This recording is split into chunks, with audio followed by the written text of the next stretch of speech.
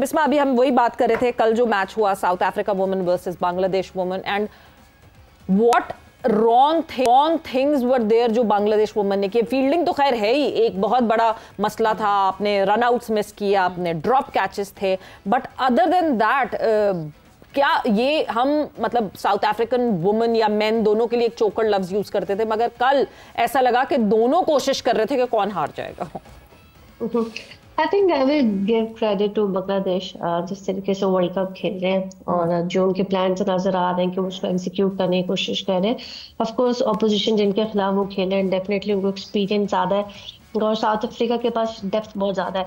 I believe Bangladesh ने कर लिया तो उनको चांस मिल गया था, पर इन द लास्ट आपने देखा जो कैच छूटा बहुत सिंपल कैच था ताकि वो ग्रैब कर लेते। आई थिंक जो इस तरह के जो की मूवमेंट्स होते हैं ना, विनिंग मूवमेंट्स, अगर हम उनको ग्रैब नहीं करते, जो इनएक्सपीरियंस टीम्स होती हैं वो यही लैक करती हैं, तो जो विनिंग मूवमेंट्स हैं उसको लूज कर जाती हैं। तो आई थिंक वो वहाँ पर बांग्लादेश ने जो मेरे ख्याल से मैच वहीं पर गवा दिया था जहाँ पर उन्होंने जो ना कैच ड्रॉप किया।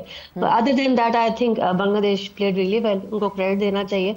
और जिस तरीके से वर्ल्ड कप में, क्योंकि उनका दूसरा वर्ल्ड कप है, अभी तक पहला खेले और अभी दूसरा वर्ल्ड कप में इनकी है, तो एक पाकिस्तान जीत चुके हैं, उसके बाद आपने इससे पहले एक और भी इंग्लैंड का भी मैच देखा, उन्होंने बहुत अच्छा फाइट किया और कल का मैच बहुत जबरदस्त था। तो I will give all credit to Bangladesh. बिल्कुल, जैसे स्लोली एंड ग्रेजुअली हाफिज साहब बढ़ रही है, परफॉर्मेंसेस बढ़ रही हैं, हम अपने रीजन की टीम्स को देखते हैं, Sri Lankan women team is doing well, Pakistan women team is not doing that well, Bangladesh women team हमें अच्छा करती हुई दिख रही है।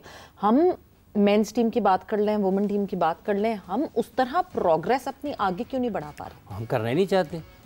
वो बुनियाद उसकी ये है ना, लोग तैयारी करके आते हैं। कल भी आप उस मैच की जिसका जिक्र हो रहा है, जब आखिरी लम्हात थे तो दोनों टीमों के खिलाड़ियों के आप चेहरों के तासुरात देख लें।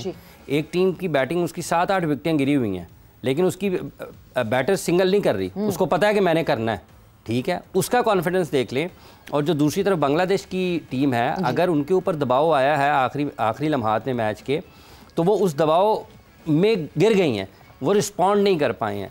तो जो मैच विनर्स होती हैं या होते हैं इस विमेंस वर्ल्ड कप में, देख लें जो मैच विनर होते हैं, जो फिनिशर होते हैं, वो कैसे मैच विन करते हैं और कैसे मैच फिनिश करते हैं। डी क्लार्क ने कल भी एक मरतबा फिर साबित किया है कि वो बड़े शॉट्स की जहां पर ज़रूरत आएगी वो ग्राउंड के चारों तरफ शॉट्स खेल सकती है। और जो उसने चौका आखिरी ओवर में लगाया था, वो फील्डिंग बिल्कुल सर्कल के उसने अंदर की हुई थी, ऑफ साइड पे पीछे फील्डर कोई नहीं था, बट उसने वो शॉट बनाया। वो नीचे उतरी है, उसने ऊपर से कवर्स के उसको निकाला है, जहां पर फील्डर नहीं था उसने वहां पर शॉट खेला है। और जो उसका कैच ड्रॉप हुआ है, जहां पर उसका बॉल था उसने वहीं पर खेला है, कनेक्ट नहीं हुआ ठीक, वगरना वो जिस तरह की पावर हिटिंग करती है वो उसको क्लियर भी कर सकती थी।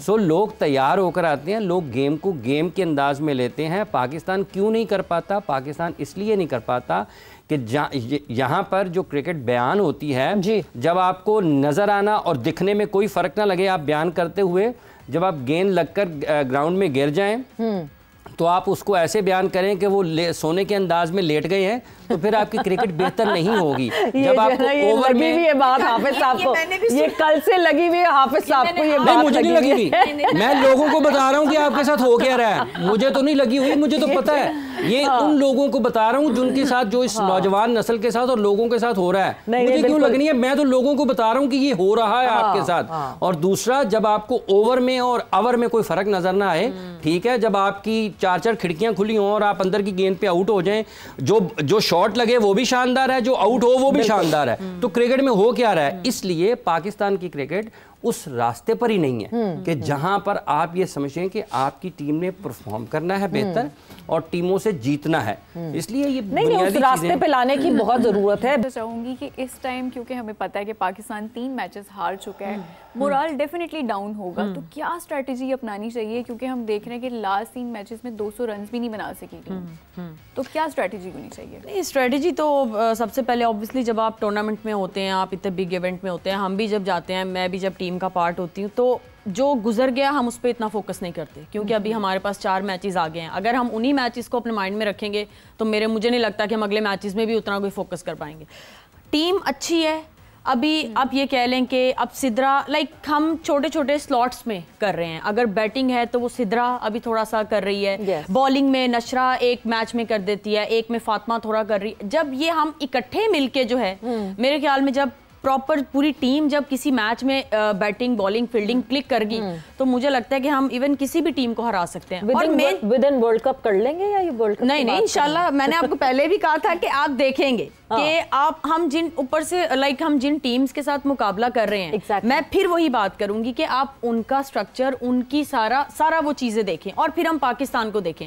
कि मैं फिर वही बात करूंगी कि हमें जितनी ज्यादा क्रिकेट मिलेगी, हम जितना लंबा क्रिकेट खेलेंगे, 3 डे खेलेंगे, तो हमें विकेट पे रहना आएगा। अभी ये जो लड़कियां खेल रही हैं ये अपने पोटेंशियल पे यहाँ तक पहुंची हैं और अपने पोटेंशियल पे ये खेल रही हैं। ऑब्वियसली अंदर जाके कोच ने जो है वो बैटिंग या बॉलिंग नहीं करनी होती, ये प्लेयर ही कर रहा है। नशरा ने इतनी विकेट्स लिए हैं तो वो नशरा ने खुद लिए हैं, सिद्रा ने सेंचुरीज की हैं तो वो सिद्रा ने खुद की हैं। तो इट मींस कि इन प्लेयर्स में इतना है तो ये अभी कर रहे हैं। और दूसरी चीज मुझे लगता है जैसे बांग्लादेश, श्रीलंका, पाकिस्तान, अगर जब हम प्रेशर हैंडल कर लेना जो बांग्लादेश ने कल नहीं किया।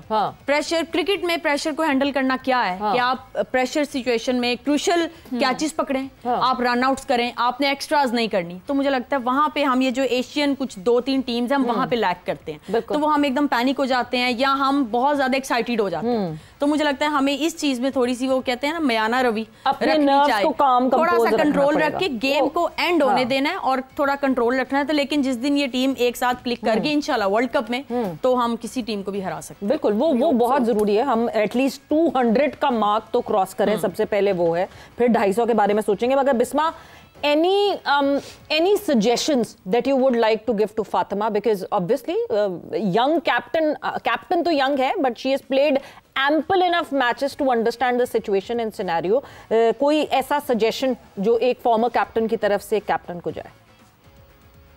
बिल्कुल, इस टाइम पे जिस टाइम पे टीम खड़ी हुई इसको हम ज़रूर अंडरस्टैंड करते हैं और क्योंकि हम सब भी इस टाइम से गुजर रहे हैं तो पता है कि उस वक्त टीम का क्या माहौल होता है। और आई थिंक बड़ा मुश्किल टाइम होता है कैप्टन के लिए, एनवायरनमेंट को पॉजिटिव रखना उस वक्त और मोटिवेट करना।